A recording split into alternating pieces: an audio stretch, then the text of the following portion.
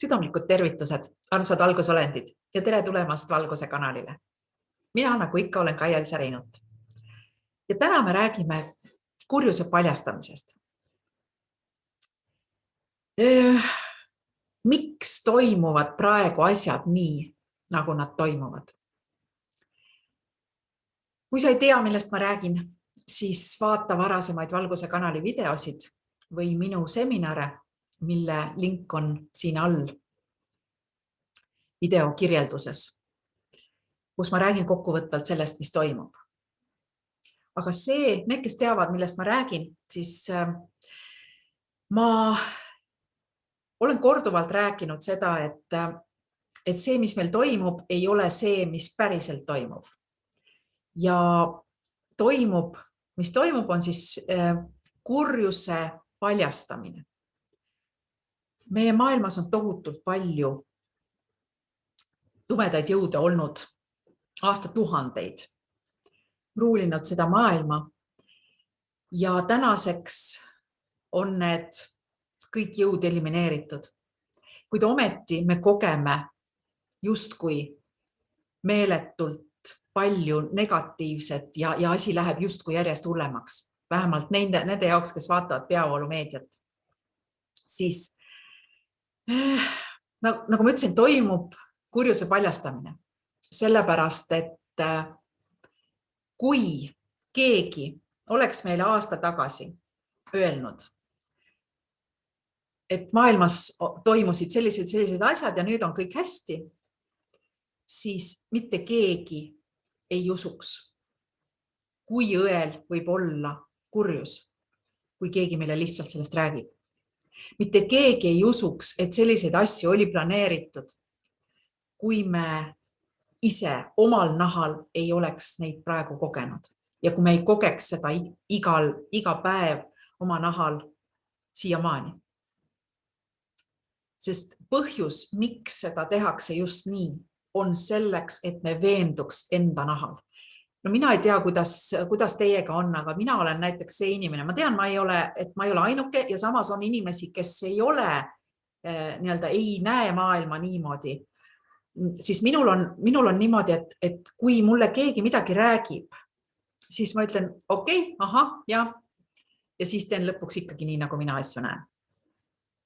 See tähendab seda, et mina pean ise veenduma enda peal, et asjad on nii, nagu öeldakse. Mina olen selles mõttes selline oma naha peal tunnetaja. Osad õpivad võib-olla teiste vigadest. Mina õpin enda vigadest. Selles mõttes, et kui ma olen ise kogenud, siis see on kõige veenvam.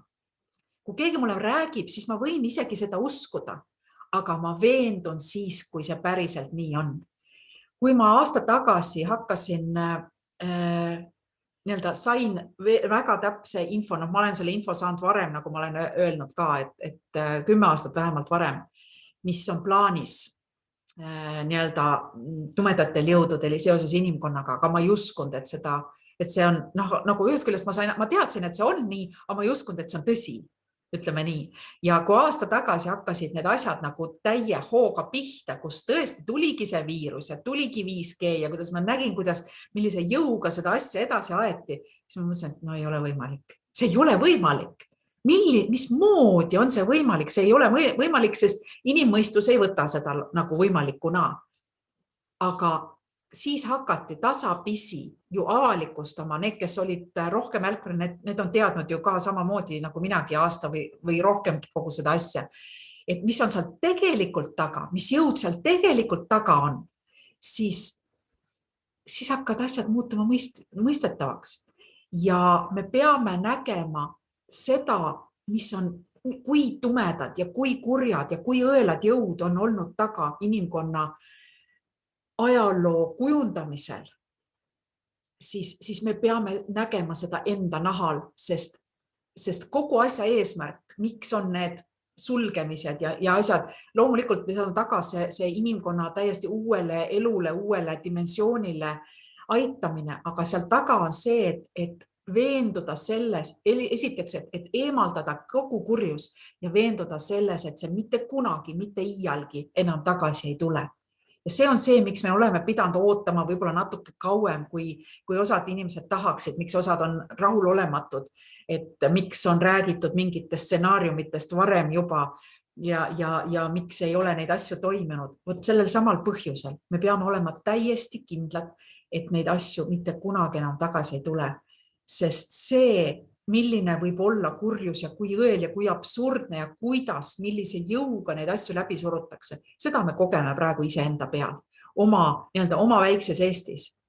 Ja õige pea õnneks on see läbi, aga see on selleks vaja, et me kõik mõistaksime, kui õudne on olnud siiani inimeste elu planeedil Maa. Ja kuna me elame sellises duaalses maailmas ikka veel, kus me tajume asju läbi vastandite, siis selleks, et mõista, kuhu me oleme teel ja millist elu me hakkame inimkonnana kohe elama, selleks on vaja meile vastaspoolt tunda omal nahal. Ja siis me mõistame ennast, oma väge ja kõike seda, mis on olnud meie jaoks alla surutud. Me hakkame mõistma seda, et see on meie sees olemas ja on alati olnud.